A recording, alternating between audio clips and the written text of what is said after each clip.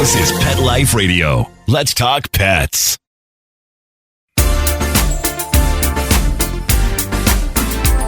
Rappaport to the rescue with award-winning animal advocate, best-selling author, journalist, and pet products creator, Jill Rappaport. Welcome to Rappaport to the Rescue. I'm Jill Rappaport. Today, we're going to talk about a subject that truly gives me great pain and heartache: the carriage horses of New York City. I've been a resident in the Big Apple since the early 80s. And while the carriage horses have been a part of the landscape forever, it is something that has never sat right with me. I cannot bear to look at those horses with all that gear wrapped around their heads and bodies, pulling multiple people in that huge carriage in the worst of conditions sometimes and horrible temperatures. Not to mention all the noise and chaos as they're forced to go up and down those hard cement streets. I have never felt that this was something that should be allowed, and I think it is inhumane to all of the unfortunate horses that so sadly have been selected for this horrific job, which to date has tragically taken the lives of so many of our beloved horses. We are going to talk with Edita Birnkrant. Now, this is a lady that is truly doing something about this problem as the executive director of NYCLASS, which stands for New Yorkers for Clean, Livable, and Safe Streets. This is such an important and life-saving discussion for our beautiful horses that definitely deserve better. So if you love horses and care about their well-being, this is a discussion you do not want to miss. But on a breaking news note, and after we did this interview with Edita, Ryder's Law, named after the carriage horse Ryder who collapsed and died in 2022, failed to pass just yesterday.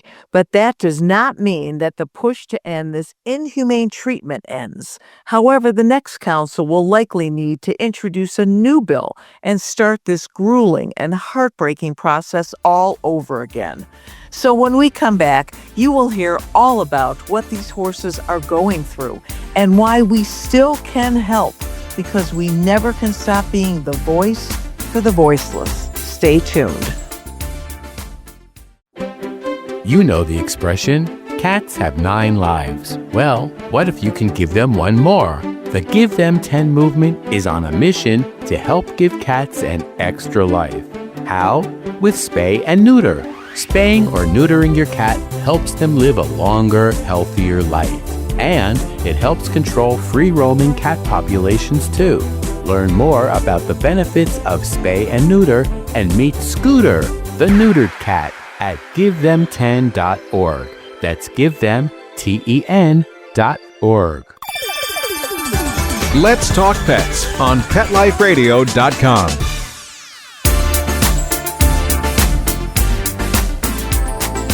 Welcome back to Rappaport to the Rescue. I'm Jill Rappaport, and I am really happy to finally talk to someone that's doing something about a situation that has been just so heartbreaking for me to witness as a New Yorker for decades. Edita Birnkrant, I am so happy you are here, NYCLASS, and this is such a horrific situation, which, thank goodness, it looks like there may be a light at the end of this frightening tunnel. Yes, thank you, Jill. I am so delighted that you have me on. I know how passionate you are about this, and we just want to also announce some news that there was a poll, a Zogby poll, that shows that 78% of a wide cross-section of New Yorkers support banning horse carriages, that want Ryder's Law passed. Exactly. I just heard about this poll. And when you consider 78%, and they're opting for the electric carriages, that's what they want. They're not saying get rid of carriages. They just don't want horses pulling them. Yeah. I think, people want any alternative that's a humane alternative. We already have pedicab tours of the park that are wildly popular, more popular. And actually, there was an NPR piece that came out that there was a survey done by the reporter of tourists in the park, and the majority of them don't want to take a horse carriage ride. This is what we're hearing over and over. There has been so many of these viral videos of horses dropping dead, running wild, injuring people, crashing. These videos go around the world. Millions and millions of people see them. They don't want to come to New York City and risk their lives in a horse that could take off at any time and crash, or give money to a business that's neglecting and abusing horses. We see and report so many of them that are like basically crippled horses with disintegrating hooves, leg lameness, untreated injuries, arthritis, many of them elderly horses that should already have been retired years ago, that are just forced to pound the pavement, put into midtown traffic. Their stabling is horrendous. Anyone who knows about horses, Jill, have you ever seen in modern day stables that are multi-levels where horses are forced up steep ramps to live on upper levels of buildings? It doesn't exist in the modern era. Exactly. And I'm a pet parent to several horses in my own farm, and they live, I think, in some cases better than me. I take care of their teeth more than I take care of mine. So I revere them for the majestic, beautiful animals they are, and I treat them the way they should be treated. So to witness this carriage horse situation, I can't even look at it because it breaks my heart so much. That's what 78% of New Yorkers feel, and especially people who work or live near the park or in Hell's Kitchen, where just in August, a 15-year-old mare named Lady collapsed and dropped dead right in broad daylight, right on 11th Avenue and 45th Street. This beautiful horse had just been a few weeks ago taken from a rural environment, thrown into the concrete jungle of New York City, collapsed shortly after leaving the stable. I mean, these horses are being worked to death. And you know that horses are pasture animals. They're herd animals. They're meant to be grazing. When you look at their living and working conditions, if they're pulling carriages on the asphalt in Central Park, they're never touching grass. They go back to the far west side through the worst traffic to these multi-level buildings, stables that do not and should not exist in the modern world because they're wildly unsafe and inhumane. There's no pasture for these animals. There's no freedom of movement. Their stalls are only required to be 60 square feet. That is half the recommended size. I mean, you know that horses need at least a 12 by 12, and if it's a large draft horse, they should have 14 by 14. 16 by 16. They should have what brood mares have. So imagine that only by law, 60 square feet. That is heartbreaking and that's their whole life. They're in this tiny solitary confinement prison cell. They're never touching grass. They don't even have an exercise ring, dirt. They have nothing. And the survey that was favored by 78% of New Yorkers, which is so wonderful, it's called Ryder's Law. Now, Ryder was a horse that also collapsed and died. It was named after him. Yes. Ryder was a really heartbreaking situation, and I think it highlights the emergency situation here. So Ryder was actually 26 years old, which is a senior horse. His owner falsified and forged his health records to say he was 13. And Ryder was found to be riddled with cancer and many other ailments. So they just mercilessly worked this elderly, sick horse with cancer until his body gave out on Hell's Kitchen on 9th Avenue. And it became a worldwide outrage was generated. This heartbreaking video of this horse could not get up for an hour. NYPD mounted police took over. They were hosing Ryder. They were dumping ice on him. It took an hour to get him up. And by the time he was given vet care, it was too late. He had cancer. He had all these untreatment ailments, and he later died. And that's another case of a horse being worked to death. How on earth does a 26-year-old horse riddled with cancer even get approved to be worked, right? That's that work for the carriage owners just rubber stamp these horses. They all get a perfect bill of health.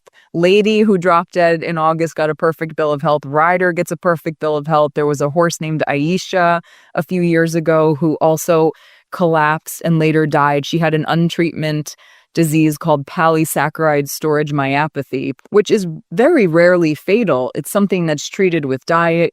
All these horses just get no vet care. But thanks to you as executive director of NYCLASS, things are moving.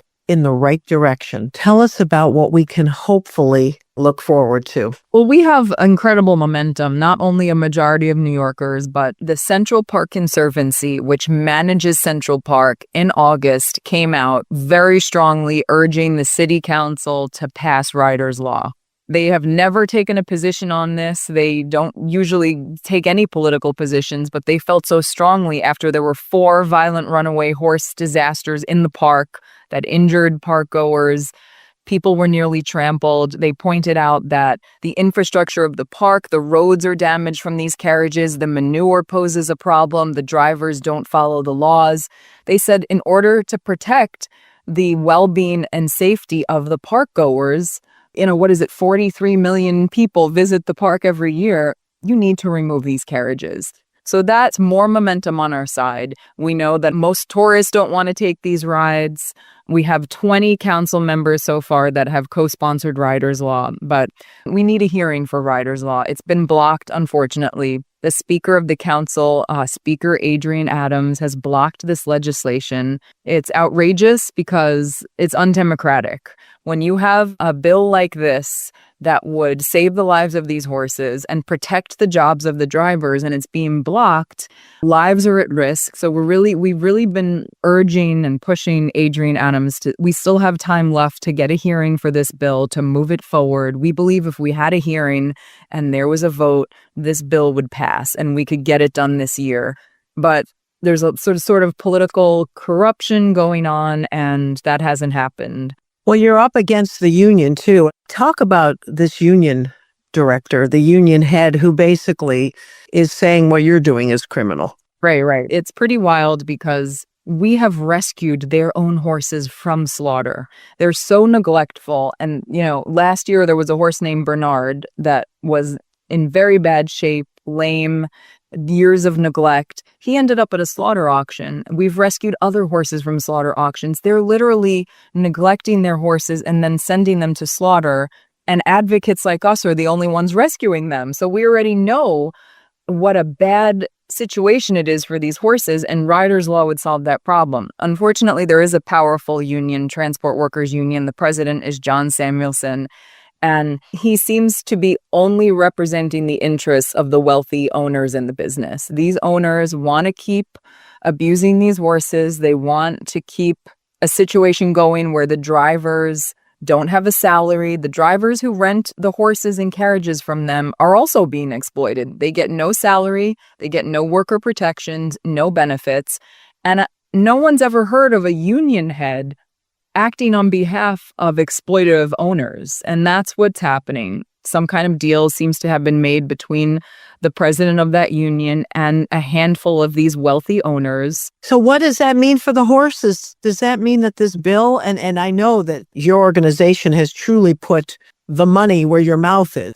Listen, if we can't get a hearing this year, we're doing everything we can to make that happen. But then we're going to pick up the fight again in January. The good thing is right now, the current mayor is fully in support of banning horse carriages. He has said he is not going to veto this bill. He's urging the council to move it forward. The only thing holding it back is this union that's heavily lobbying, putting out a lot of misinformation, just attacking us personally, it's sort of like a bullying campaign. They've spent $1 million on ads just in the past couple of months, attacking the council members who support the bill, attacking the Conservancy, attacking the mayor, attacking our organization. It's an intimidation bullying tactic, and New Yorkers see through it.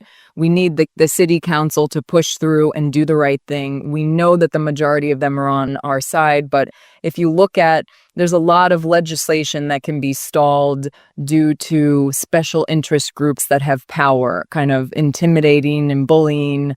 That happens all the time. There's nothing new.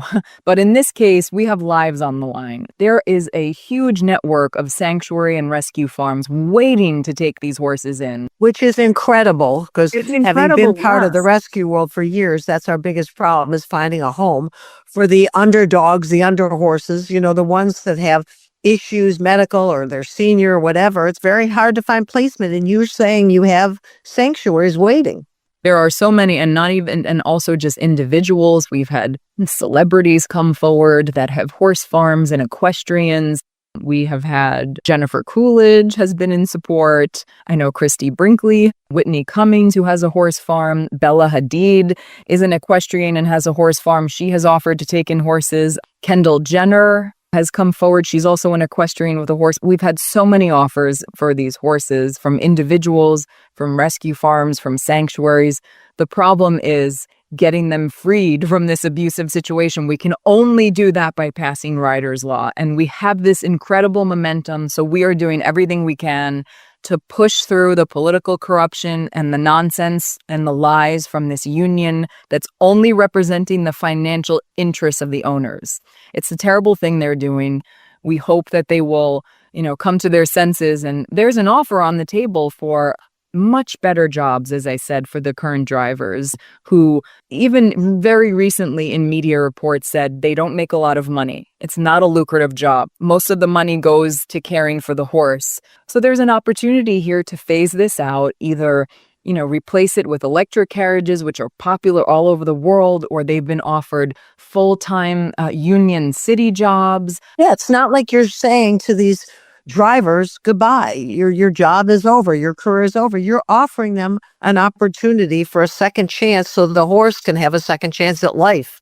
It would truly be a win-win for everyone. And it would also, for everyone in Midtown, people who live and work there, tourists, we would create a safer city, because it's not only the case that the horses go run wild in the park countless times, dozens of times in the past few years. I mean, if you can imagine, for your listeners who may not be fully aware, if you know how congested and dense the traffic is in Midtown Manhattan, these poor horses are going through the worst of it, usually at rush hour, wedged in between trucks, ambulances, cars, just like weaving in and out. This should not be happening in a modern day city. And because horses are nervous prey animals, they run when they're frightened. And that has happened dozens of times in the past few years.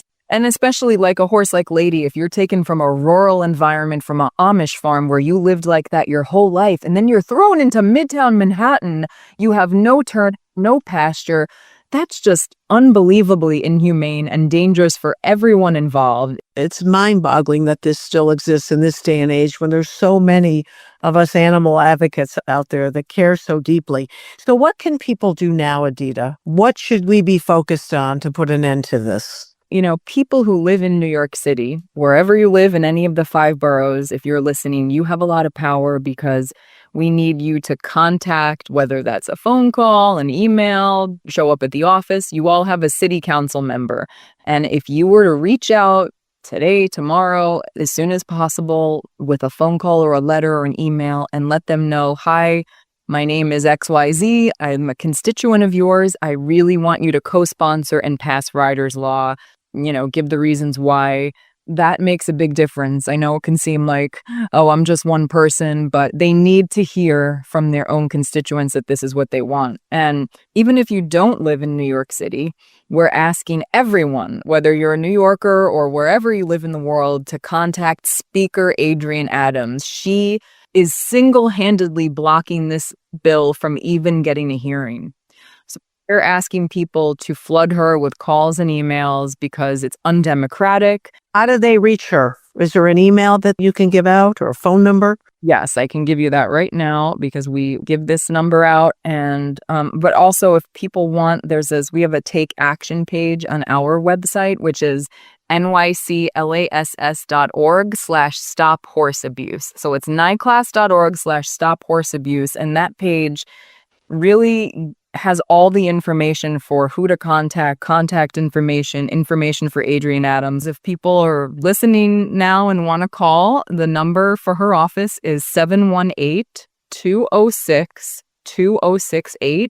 You can call, hopefully get a person to answer or leave a message, 718-206-2068. And her email is speakeradams@council.nyc.gov. So those are quick actions everyone can take, but it's very helpful when New Yorkers who live in New York City make the direct contact with their own council member, because we need to counter what they're getting from the union that is aggressively telling these council members, no, don't support this bill, don't sign on. They're trying to get the ones that have signed on to take their name off. So we need people power, not a special interest that is representing financial interests of the owners. We need the people of New York City and everyone around the world who cares to contact these officials, because that's the only chance. We need to have a hearing. If we had a hearing for this bill, we would pass it.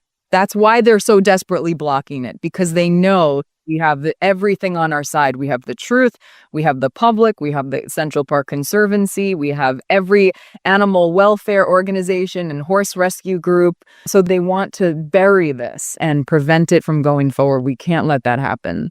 Well, thanks to you, that looks like it's not going to happen. You and your wonderful organization, NYCLASS, are really doing something to make a difference. And hopefully, the next time we speak, you will be giving me great news, because I cannot wait to see only electric carriages on our streets and never see a horse on the streets again in that situation. Yeah, couldn't agree more. There will be a huge celebration when this will be a victory. Also, just to show around the world that New York is a compassionate city. We don't tolerate abusing horses on our streets. So many other cities around the world have already done this. Actually, Malaga, Spain, fully banned all their horse carriages. Brussels, Belgium, replaced all their horses with electric carriages. Other cities like Mumbai, India, replaced all their horse carriages with electric carriages a few years ago. The list is so long. Chicago banned horse carriages. Montreal, London, Paris, Toronto. We're like an outlier here, and we're supposed to be a leader. Exactly. Leader, and here we are. It's not 1825 anymore. Exactly. Well, hopefully we will be next. Thank you so much. Thank you, Edita. And when we come back, we will be checking in with our cat correspondent, Deborah Cribbs, who has some wonderful advice that could make your feline very happy this holiday season. This is your official gift wrapping, eggnog sipping, tree decorating station. Pet Life Radio. Let's talk pets. Let's talk pets. Let's talk pets On Pet Life Radio. Pet Life Radio. PetLifeRadio.com.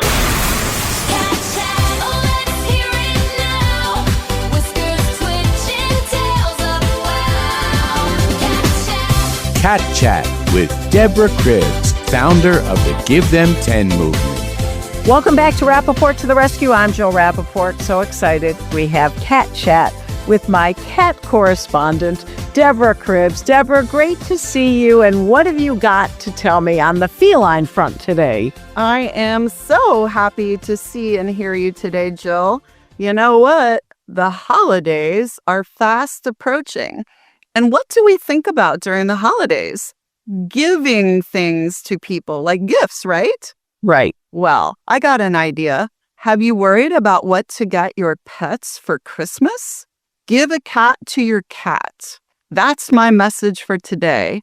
2 for 1. 2 is easier and better than 1 in a household. That's really interesting. So I know they love the squeaky toys and the toys they can crawl in and the catnip toys, but you're saying, as an expert in this area, the best gift you can give your cat is another cat. Absolutely. So you obviously help the shelters by having more cats adopted.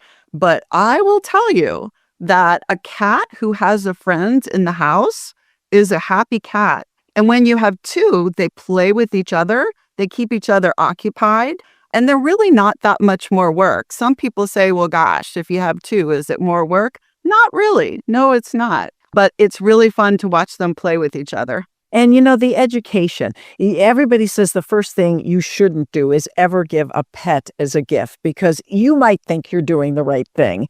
And then they could end up in a household where they're not prepared or ready to really take on that animal. So you really have to make sure before we go out and decide we want to give a shelter pet, you've got to really talk to the family or the person. But you're saying, as a cat owner, a pet parent, that you should really consider this addition because it'll make their lives so much better. And I love that thought, Deborah, because you're saving 2 lives, not only the one you bring in, but you're making room for another one in the shelters. And with your initiative, Give Them 10, you have seen such magic in the area where you started this. So you know it works. It absolutely does. So we say, now that the holidays are approaching, get a cat for your cat. You can really do it any time of year. I agree 100%, Jill. You don't go giving cats or dogs as gifts to people if you don't know that they are ready to receive that gift. But as a cat person, I know whether I have a solo cat or a cat that might be a little bored and be super happy to have a new friend at home. So absolutely, get a cat for your cat. It helps everyone. And another wonderful thing to do in holiday season is donate. Please write a check. If everybody just gave $1, we've discussed this, our shelter system would probably be emptied out. So I also encourage people, if you're not ready to open your heart and home to an animal, a cat, a kitten, a dog, a puppy, whatever it is that you love, but you're not ready, please donate. Or donate your time to these organizations. Everybody could appreciate someone going into having someone sit with an animal or fostering one of these pets, right? Absolutely. I always say, contact your local shelter. They know what they need. Volunteer, be a dog walker. Go into the shelter and pet cats and help socialize them. Write a check if that's what you can do. But if all of us do something, then these animals that we love, cats, dogs, horses, will be better. Everybody will be better, humans and the pets. Oh, beautiful note to end on. And Deborah, I want to wish you the most lovely holiday season. With Thanksgiving just around the corner now, and we're going to be doing so many more segments with you, including cat adoption stories, breaking news stories. This is going to be wonderful. Thank you so much for being part of Rappaport to the Rescue. Thank you, and happy holidays to you. Wishing you all a lovely holiday season filled with love, joy, and hopefully adoption. Let's Talk Pets, every week on demand, only on PetLifeRadio.com.